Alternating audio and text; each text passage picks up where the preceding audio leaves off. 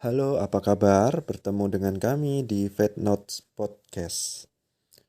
Podcast ini lebih berbentuk monolog dan dapat didengarkan di Spotify dan YouTube. Mari mendengar dan membaca. Podcast kali ini tentang penyakit infeksi di kucing dan anjing, dan kali ini kami batasi pada penyakit infeksi yang sebenarnya bisa dicegah dengan vaksinasi. Sangat sering dan sudah sangat sering di tempat praktek kami kedatangan pet owner yang membawa anabulnya dalam keadaan terinfeksi beberapa penyakit infeksi virus.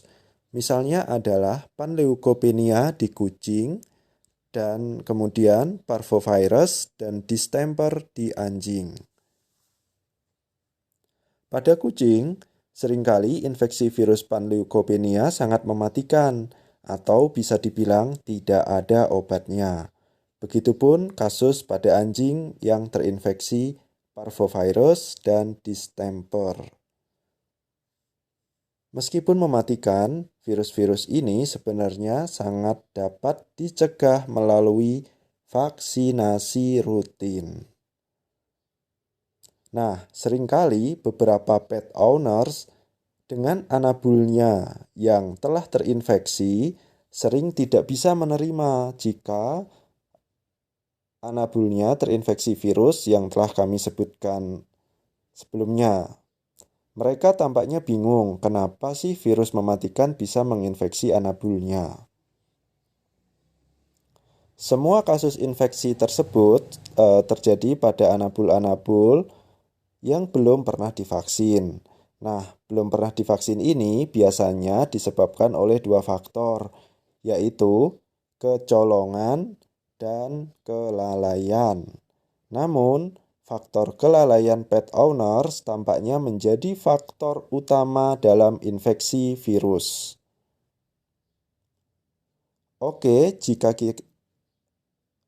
Jika kita mau jujur, wilayah Indonesia ini merupakan wilayah tropis ya, yang merupakan tempat disukainya mikroba-mikroba patogen termasuk virus-virusan untuk hidup.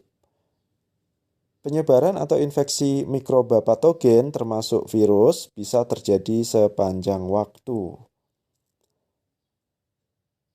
Nah, ketika anabul yang ada di rumah tidak memiliki kekebalan dalam artian belum divaksin, maka ketika ada virus yang mengenai anabul, ya otomatis anabul tidak memiliki proteksi yang memadai. Akhirnya kalah oleh virus-virus tersebut.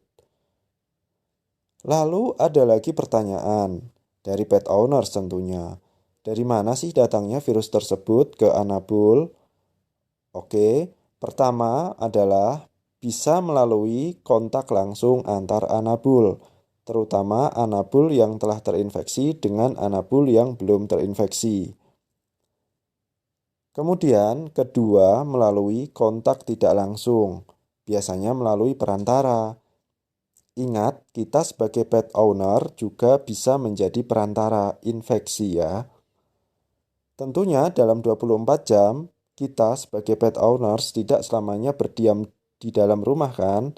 Kita tentu beraktivitas juga keluar rumah, lalu mungkin kita berinteraksi dengan hewan di luar rumah yang status kesehatannya masih dipertanyakan. Atau secara tidak sengaja, kita mungkin menyentuh, mengelus, atau mengenai eh, bekas hewan di luar yang telah terinfeksi virus, di mana kita belum mengetahuinya. Nah, lalu kontak tidak langsung juga biasanya dapat melalui droplet-droplet yang dikeluarkan oleh hewan terinfeksi. Misalnya adalah cairan tubuh seperti ingus, kemudian air liur, kemudian air kencing, kemudian pup, dan sebagainya.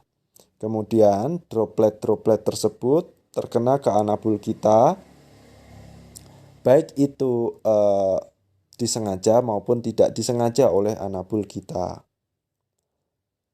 Atau ini ada kasus yang paling sering adalah anabul dibiarkan bebas di luar rumah, belum pernah divaksin, dan kemudian main-main mengenai bekas hewan lain di luar rumah yang ternyata hewan di luar rumah tersebut sudah terpapar atau terinfeksi virus.